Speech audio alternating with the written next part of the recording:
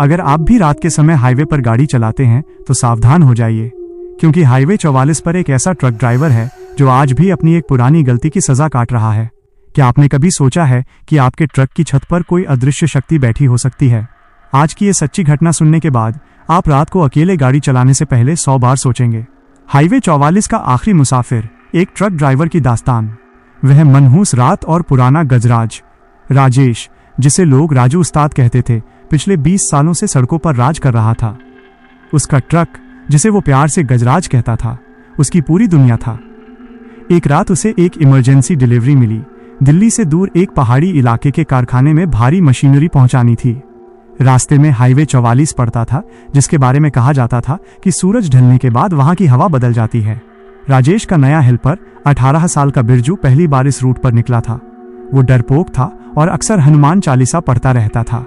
राजेश उस पर हंसता और कहता, अरे बिरजू, भूत प्रेत सिर्फ कहानियों में होते हैं, असली डर तो खराब इंजन और पुलिस के चालान से लगता है। रात के करीब 1:30 बजे बज रहे थे। कोहरा इतना घना था कि ट्रक की हेडलाइट्स भी रास्ता नहीं ढूंढ पा रही थी। अचानक रेडियो की आवाज फटने लगी। राजेश ने सोचा कि शायद सिग्नल चला गया होगा, पर तभी रेडियो से एक ऐसी आवाज आई जिसे सुनकर राजेश के पैर ब्रेक पर जम गए। रेडियो से किसी छोटे बच्चे के रोने की आवाज आ रही थी।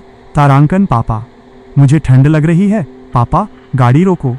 राजेश ने तुरंत रेडियो बंद कर दिया। उसके माथे पर पसीना आने लगा। बिरजू जाग गया और उसने डरते हुए पूछा, उस्ताद, ये क्या था? राजेश ने बात टाल दी, कुछ नहीं, कोई दूसरा स्टेशन पकड़ रहा होगा, वो रहस्यमयी सवारी। तभी सड़क के बीचों बीच उन्हें एक आदमी खड़ा दिखाई दिया। उसके हाथ में एक लाल लालटेन थी। राजेश ने हॉर्न बजाया, पर वो आदमी टस से मस नहीं हुआ। मजबूरी में राजेश को ट्रक रोकना पड़ा। आदमी ट्रक की खिड़की के पास आया।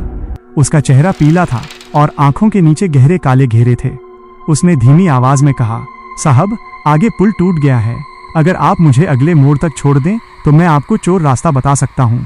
बिरजू ने मना किया, पर राजेश ने इंसानियत के नाते उसे पीछे वाले केबिन स्लीपर बर्थ में बैठने को कह दिया। वो आदमी पीछे जाकर बैठ गया और एक अजीब सी खामोशी छा गई। रूह कंपा देने वाला सच। ट्रक चलने लगा। 10 मिनट बाद राजेश ने साइड मिरर में देखा। वो आदमी पीछे बैठा नहीं था, बल्कि वो ट्रक के लोहे के ढांचे से चिपक कर बाहर की ओर लटक रहा था और अपनी गर्दन को 360 डिग्री घुमाकर राजेश को देख रहा था। उसकी आंखें अब काली नहीं, बल्कि दहकते हुए अंगारे जैसी लाल थीं। राजेश की चीख निकल गई। उसने बिरजू को जगाने के लिए हाथ मारा, पर उसका हाथ हवा में गया। जब उसने बगल वाली सीट पर देखा तो बिरजू वहां था ही नहीं। उसकी जगह सिर्फ बिरजू के फटे हुए कपड़े पड़े थे और उन पर खून के ताजा धब्बे थे। राजेश ने पूरी ताकत से ट्रक भगाना शुरू किया। तभी उसे एहसास हुआ कि ट्रक की छत पर कोई जोर जोर से कूद रहा है। ट्रक का लोहा पिचकने लगा था। वो अजीब सवारी अब केबिन की कांच वाली खिड़की पर अपना सिर पटक रही थी। अचानक उसे सामने वही आदमी फिर से सड़क पर खड़ा दिखा। राजेश ने सोचा कि अगर वो अब नहीं रुका तो मर जाएगा। उसने ब्रेक मारा, लेकिन ब्रेक फेल हो चुके थे।